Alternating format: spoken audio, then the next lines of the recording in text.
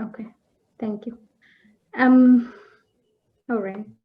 Well, Your Excellencies, ladies and gentlemen, we are so happy to have you here today. I want to welcome you all to our high-level convening on feminist peace in Yemen.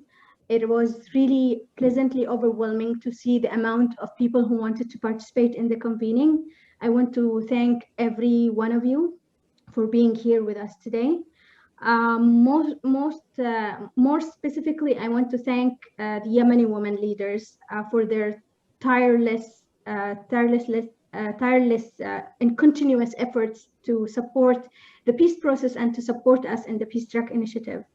I also want to thank the Yemeni participants, counterparts, and partners, and also share my appreciation to all the speakers who will generously share with us their expertise today and in the coming few days. It takes a village to organize a high-level convening, and for that, I want to thank our partners and organizers, mainly Track 2 partners and the moderators, and our donors at the Dutch MFA and NORAD, as well as our partners at the Women International League for Peace and Freedom, and of course, our team at the Peace Track Initiative. Without you, all of this will not come together. So without further ado, about the feminist peace roadmap. I wanted to share with you that we have shared it with you for the sake of gathering feedback and collecting, which will be done during the convening and beyond the convening.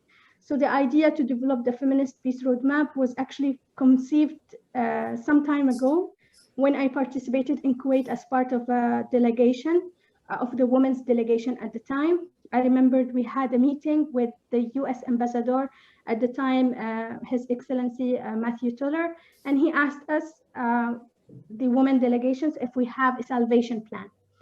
At the time, we didn't have a salvation plan, but this time and today we can say that the Yemeni women came together to develop a feminist peace roadmap that provides a guiding framework for mediators and the parties to push for a peace process that hopefully meets our aspirations.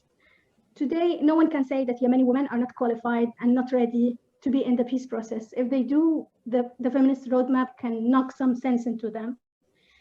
Yemen is really poor, not only because of its financial and economic challenges, but also because it does not leverage on women and keeps excluding them. We, the Yemeni women, are a valuable resource for building our country and for contributing to the peace. And this roadmap is a sample of these efforts that we hope it will lead to really bringing peace to Yemen and ease the suffering and really stop the bloodshed. We hope that you will be able to help us develop this roadmap further and beyond this convening. And we hope that we all can work together to shape the peace that we aspire for in Yemen. So without further ado, we can go into the opening session with the statements from our distinguished speakers. It's my pleasure, utmost pleasure, to introduce Her Excellency Ms. Sigrid Kaag, to introduce a phenomenal and outstanding woman leader. She is representing our partners and co-organizers of today's convening. She has generously sent us a heartwarming video of her statement. Ms. Kaag, Her Excellency Kaag, is the Minister of Foreign Affairs and Minister of Foreign Trade and Development Cooperation in the Netherlands. Previously, she served as Undersecretary General in Lebanon with responsibility for all UN activities in the country. She also served as a UN Undersecretary General, leading the mission to eliminate chemical weapons in Syria. She was also the Assistant Secretary General for UNDP in New York and also served as UNICEF's Regional Director for the Middle East and North Africa in Amman. So at some point, she was my boss because I also worked at UNICEF. So without any further ado, let's hear her statement. Good morning, good afternoon. It's a great pleasure to be kicking off this conference today. A conference that can make the difference between war and peace. Presenting a feminist roadmap that is important not only for Yemenis, but for all people everywhere. Because women are a prerequisite for lasting peace. Evidence has shown this. Just think of this. Even though today women are still being excluded from peace negotiations, we have managed to build a track record of proposing durable solutions, unifying divided communities, preventing future conflicts. In Yemen too, women make the difference by speaking their minds and making clear that violence is a lost cause, and by offering an alternative to harmful war rhetoric, like pick up a weapon and be a man, rhetoric that is crying out for an alternative, lay down your weapons and be human. To the women participants and organizers of this conference, I would like to say, I have the deepest respect for the work you do. Your work as professors, politicians, humanitarians, doctors and teachers, but above all, your work as leaders for peace. By listening to the women of Yemen, you have unearthed keys to peace and strengthened these women's voices. And now it's time to not only listen, but act upon their message, that the road to peace is a road of human rights, a road that does not allow violence towards women or the recruitment of children, a road that fully protects and includes all citizens. Ladies and gentlemen, my appeal is twofold. To all the women and women's organizations taking part today, I would say, please, please continue your vital work towards inclusive and lasting peace, despite the obstacles. To all those who hold power, both in Yemen and the rest of the world, I would say, it's not just about women deserving a deal or a seat at the negotiating table. It's about all of us deserving it. Because the road to peace is a road that includes women, nothing less.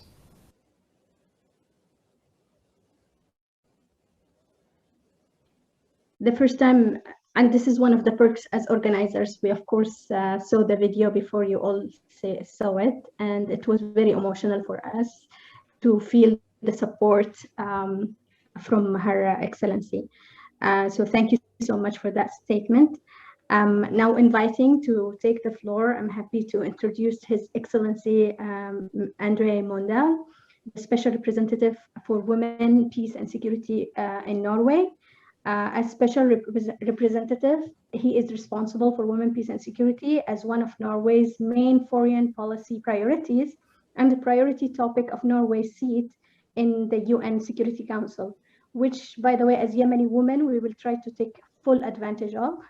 His Excellency Andre also ensures the follow-up of Norway's national strategy and action plan for women, peace and security. Additionally, before taking on his current assignment, he was responsible for women's rights and gender equality in Norwegian foreign and development policy. He also has been posted 8 years abroad at the Norwegian Embassy in Washington, D.C., the Consulate in Rio de Janeiro, and Norwegian Embassy in Kabul, Afghanistan. Your Excellency, the floor is yours. Thank you so much. So Excellencies, ladies and gentlemen, colleagues and friends, very excited to be here. So the Women, Peace and Security agenda is an agenda for peace and security. So it's an issue of peace and security for all. Yet it happens to be the case that very often this agenda has been driven by women, but increasingly also by men. Men who understand, as women understand, that sustainable peace, positive peace, requires inclusion. And really, how difficult can it be for all of us to understand that it's only natural and right that half the population have an equal say on all matters concerning their own future? You might achieve absence of conflict without women's full, equal, and meaningful participation. But you will not have peace, because peace is much more than just the absence of conflict. It is a bit awkward for me to have to point this out, because really, are we living in a world where men have been succeeding brilliantly in dealing with peace and security issues without the inclusion of women? I do not think so, not even close. There is no basis to say that we should not try to fix what is not broken, because it is broken. The suffering, the death toll, the humanitarian consequence, it all speaks for itself. So once again, the Women, Peace and Security agenda is an agenda for peace and security, not just because women have a right to have an equal and meaningful impact on decisions concerning their future, but also because too often we are not succeeding the way that we've been doing it so far. And I want to stress this because sometimes it feels like I'm in this space where women want to intrude on matters that are already working, but they're not working, and we need to change them. Therefore, we need to think peace differently. We need to achieve peace differently, and we need to sustain peace differently. And absolute key to this is the full, equal, and meaningful participation of women.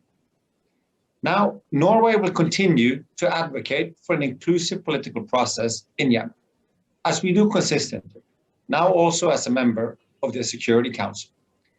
Women and civil society groups in Yemen have considerable experience and are mobilizing and advocating to participate in peace efforts in Yemen with national and international stakeholders.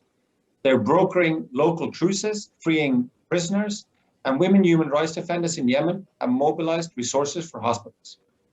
Yet, they still face significant barriers to meaningful engagement in peace and security processes, and are subject to harassment and intimidation. We must empower those most affected by conflict to be at the center of shaping solutions, and not limit participations to those who resort to violence. Now, let me get to the very basis of having a gendered perspective on questions of peace and security.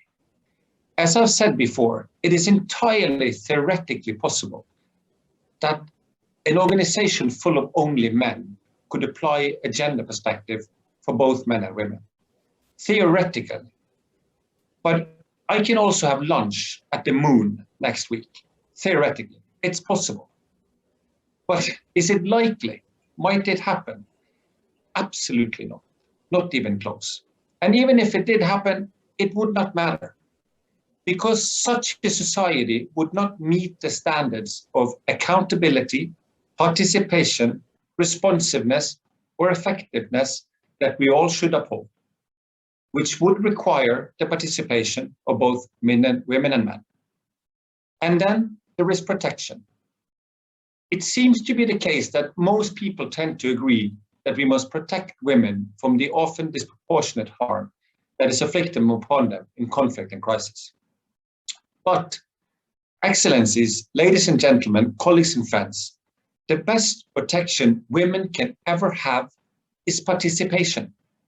It is the only way to end the never-ending cycle of victimizing women.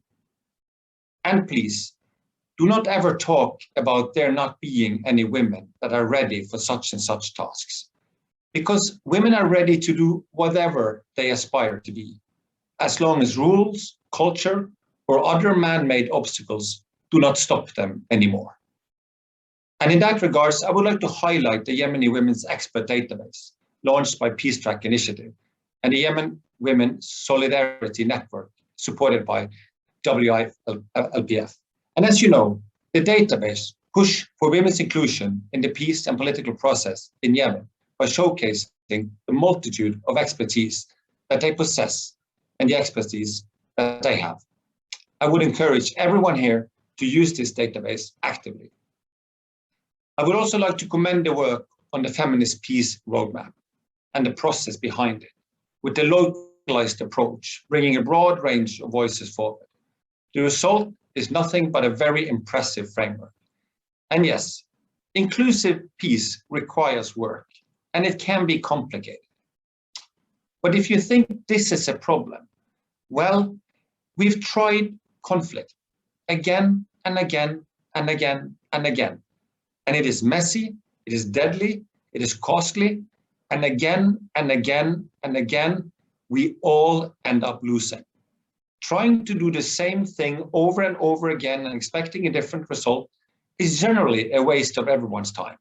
And when people are dying, it's a waste of humanity and the future of our peoples as well. So It is time for a different approach, and that approach is opening the door to the competent women that are studying ready, so that we may try a new peace, an inclusive peace, and a sustainable peace for all. Norway stands ready to assist, as we have done with the Yemeni National Action Plan for Women, Peace and Security, and as we are doing with expertise to facilitate its implementation. I would like to end by thanking the organizers for this impressive high-level convening. I hope the discussions will bear fruits, and I hope that we can all show some courage in trying new ways forward. Thank you.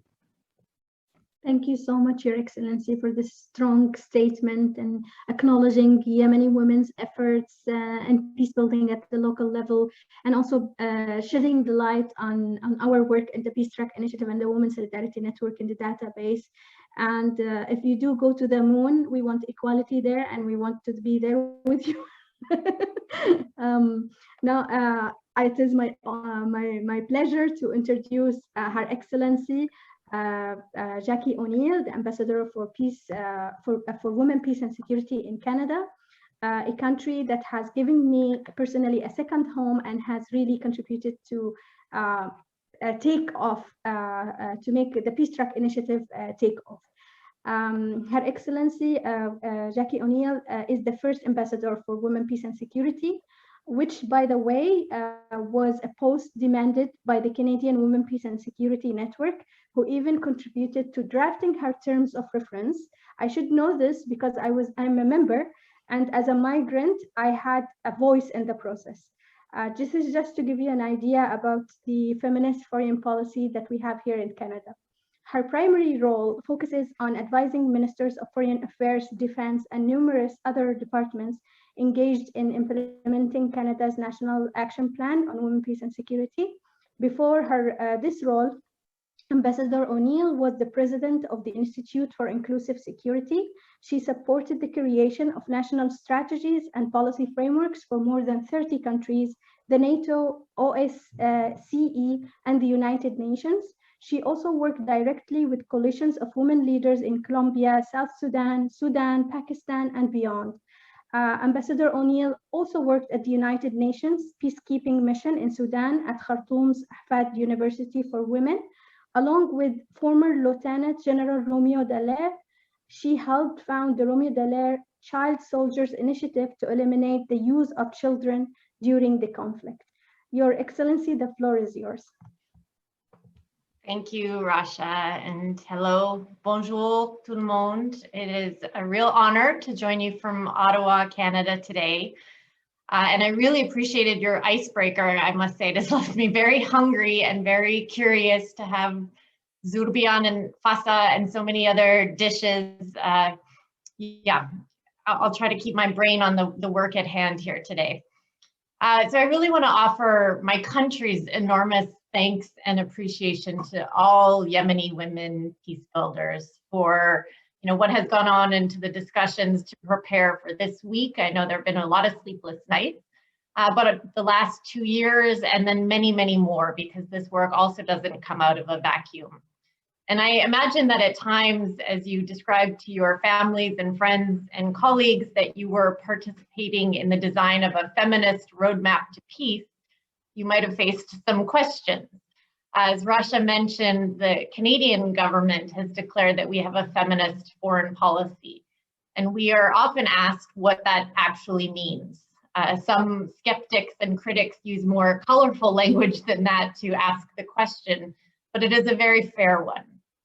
And there are many people who believe that it means that we are focused on including women in existing systems, effectively just getting up the numbers of women in any given process.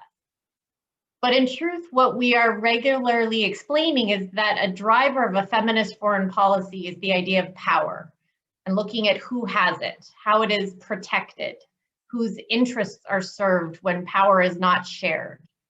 And discussions about power often then lead to identifying not just what rights different groups have, but whether or not they can actually access those rights. And decisions about power lead to decisions about accountability and making sure that communities themselves can hold accountable the people who say that they are acting in their names. And without getting to these levels, peace cannot be sustainable. And from the drafts that I've seen, the roadmap that you'll be discussing over the next few days really represents the best of feminist peacemaking. It is about designing systems differently, not just inserting women. It is about genuine consultation and meaningful inclusion. And it truly covers everything. It is so broad, and truly my heart just sings when I see the range and the specificity of your roadmap. And as I read it, I thought the next time that I hear someone say to me that the idea of feminist approaches is just a nice sounding concept that doesn't actually mean anything, or that doesn't truly address the hard edge of violent conflict, I think I will show them your roadmap, and importantly also describe the process you use to get there. And maybe that will, as Rasha just so wonderfully said, knock some sense into some people that Andre was just mentioning still aren't getting it. On the International Women's Day earlier this year, when Rasha briefed the UN Security Council and spoke so powerfully about the ways that every single one of us in the international community needs to do more, she closed by saying, "Let us not lose our fierceness in working for gender equality and justice, and not compromise women's rights." And I'm sure that the next several days will be a remarkable demonstration of fierceness. And on behalf of Canada, we thank you and we wish you all the best. Thank you so much, Ambassador O'Neill, for your inspiring statement. I'm personally touched that you recalled what I said during the UN Security Council meeting, and really highly appreciate that you will present our Yemen feminist roadmap as a model of feminist peacemaking. Now it is my pleasure to introduce Her Excellency Sahar Ghanem, Yemen's ambassador in the Netherlands and also non-resident ambassador to Norway and Sweden, who is presenting the statement on behalf of His Excellency Dr. bin Mubarak, Yemen's foreign minister. Her Excellency Ghanem is an exemplary and exceptional role model for Yemeni women's political leadership and government. Her Excellency Ghanem is also the permanent representative of Yemen to the Organization of Prohibition of Chemical Weapons, and Yemen's governor to the Common Fund for Commodities. She was the coordinator of the Women Ambassador Group in Netherlands in 2020. Because of her passion and hard work, the group successfully implemented a social media campaign and improved the network's visibility and connectivity in the Netherlands. She led the organization of many prestigious activities for the diplomatic community of the network, including training courses. Please, Ms. Ghanem, you have the floor. So, Her Excellency Sigrid Kaag, Your Excellencies, all in their name and position, women, peace builders, ladies and gentlemen. I have the privilege to deliver this speech on behalf of Ahmed Awad bin Mubarak, Minister of Foreign Affairs of Yemen. It's my pleasure to join you at the opening session of the Yemeni Feminist Peace Virtual High-Level Convening. While many men made wars, women have been building peace even as they incur the highest cost at times of conflict. Globally, the inclusion of women has to see further progression. So according to a Council on Foreign Relations study, between 1992 and 2019, women constituted on average 13% of negotiators, 6% of mediators, and 6% of signatories in major peace processes around the world. Despite these limited figures, women are also the guarantee and guarantor of just and sustainable peace processes. They are the primary key to ending wars, resolving disputes, and peace and building peace, as successful stories of peace building in many countries show. When women took the initiative in Northern Ireland, Liberia, Guatemala, and Colombia, peace had better chances of succeeding. Therefore, the role of women in peace cannot and should not be overlooked. The government of Yemen is fully aware of the importance of women's role and voices at peacetime and as well as in times of conflict and war. Therefore, we have been always working to ensure that women's voices are heard and that women are represented across state institutions and at various levels. Although the current cabinet has no women at the ministerial level, women still play a crucial role, including at deputy ministerial, ambassadorial, peace negotiation, consultations, and talks, and other professional roles, directly and indirectly. The government of Yemen has been keen that almost all its negotiation delegation encompassed women at different rounds of negotiations, with the aim of reaching a peaceful solution to end the war launched by the Houthi militia against all Yemeni people. During Stockholm talks, for example, it was the government's delegation that had women representation, both at the negotiation tables and backdoor technical support teams. Despite the devastating consequences of war, the government made every active effort possible to alleviate the suffering inflicted on women, who are the most vulnerable group affected by war. We spared no effort possible to ensure that the empowerment of women is a key priority in the government's plan. And in this regard, I would like to sincerely thank our friends in the Norwegian government for supporting Yemen National Action Plan to implement United Nations Security Council Resolution 1325 on women, peace, and security for the period 2020 till 2023. Our action plan is an important step that genuinely demonstrates the government's commitment to women empowerment and inclusion. Today's conference, which we wish full success, is held at a timely moment, a moment at which the international community is unified and determined to end the war in Yemen. As I speak, there is a realistic and practical proposal on the table for a comprehensive ceasefire with a set of confidence-building measures to pave the way for an abundant peace talk and to end the war, build peace, and establish a stable, inclusive, and democratic Yemeni state for all Yemenis. And I mean all, no exceptions. It is, however, extremely unfortunate that what started war is what prevents progress today. The Houthis' refusal to accept this proposal remains the highest or the largest obstacle, and worse, their continued devastating offensive on Marib, the home to 2 million IDPs, exasperate the humanitarian crisis and threaten civilians. Combined, this confirmed that the Houthis still think and act like a militia and still place the Iranian regime's interest and agenda over the interest of the Yemeni people who suffered the most. Furthermore, we should not disregard the heinous crimes of Houthis against women, including sexual assault, torture, and rape.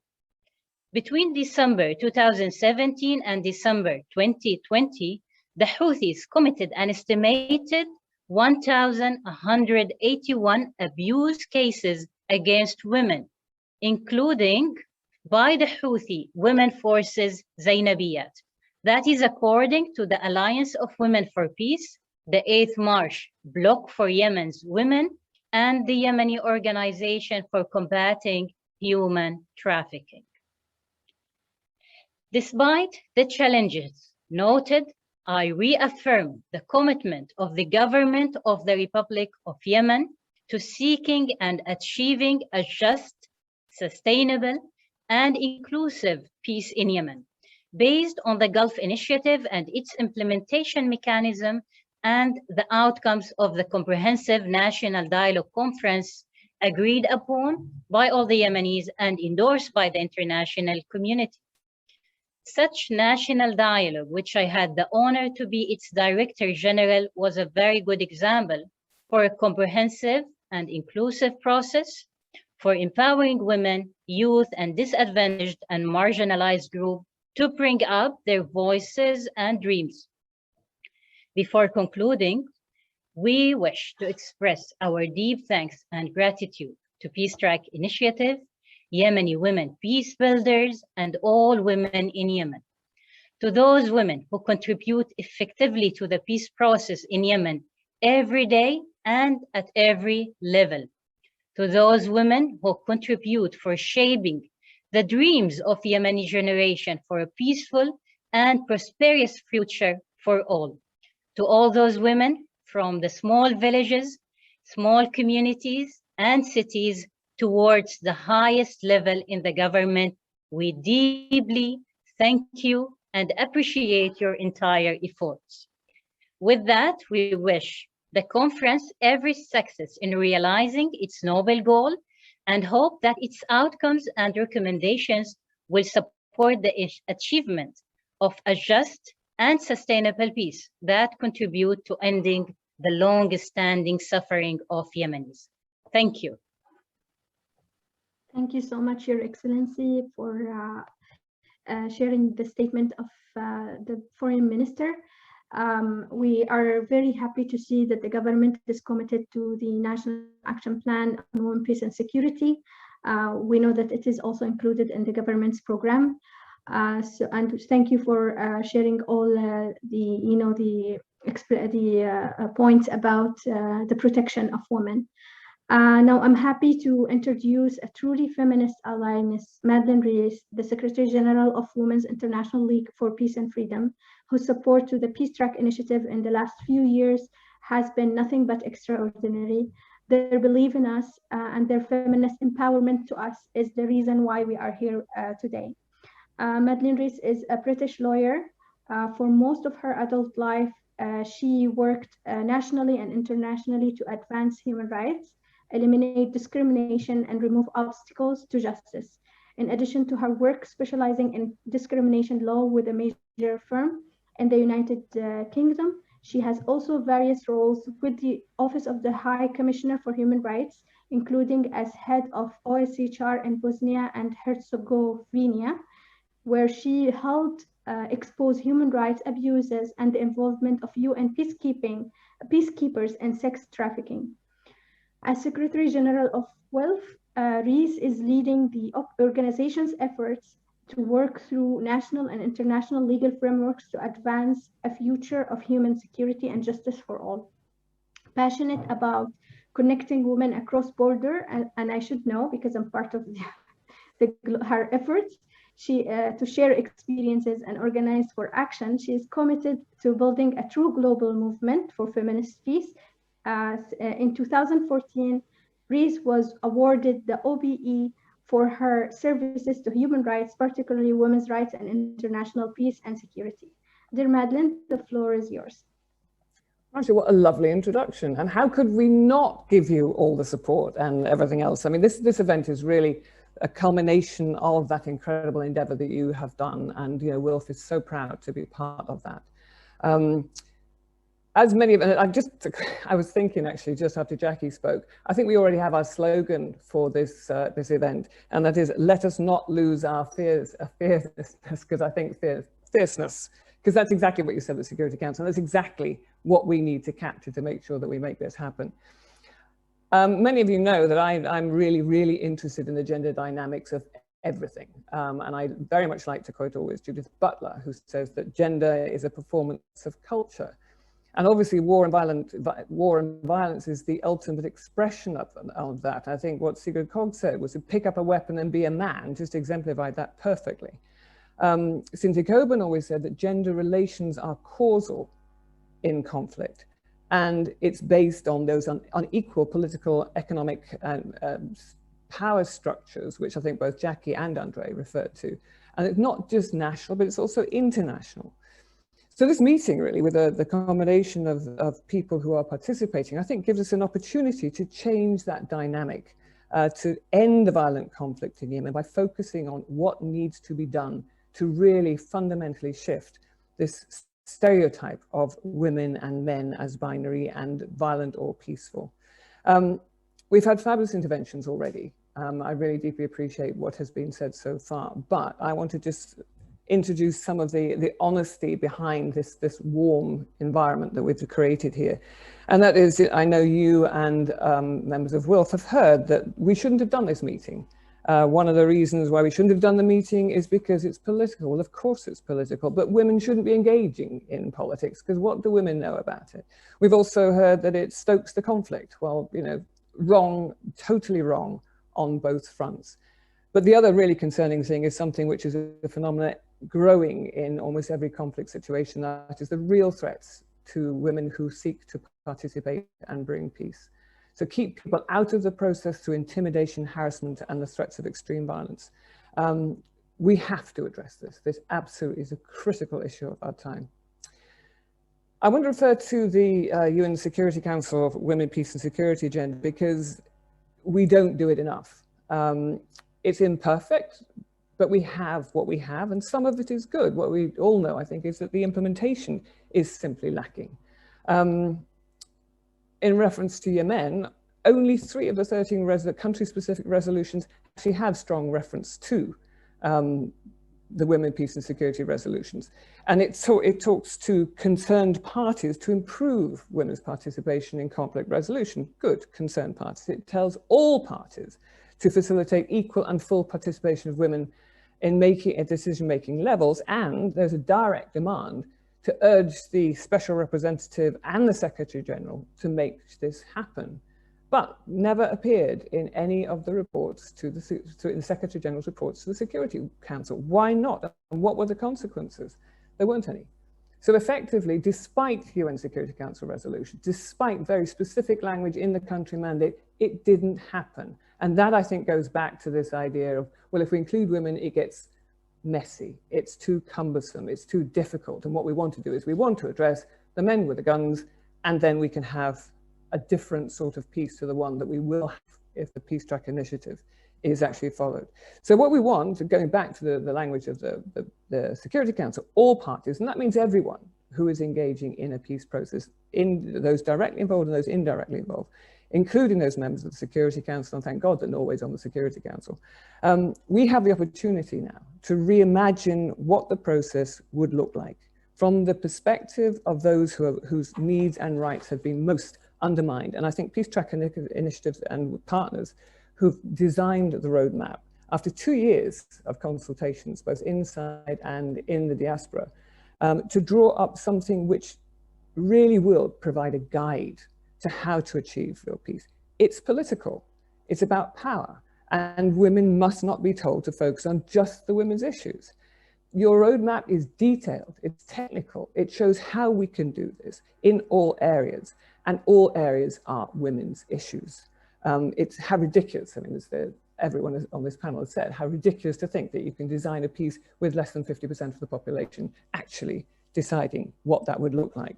So fundamental change is how we address gender and inequalities. And states and the UN must support the women who risk everything to build this peace.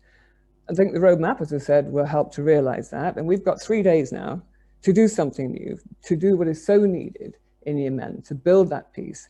And I really think that the work that you have collectively done is really a roadmap, not just for men, but for Yemen, but one that can be emulated and contextualized for other conflicts as well. So we can do what you said, Raja, which is actually build this process for real feminist peace in countries that are in conflict and beyond.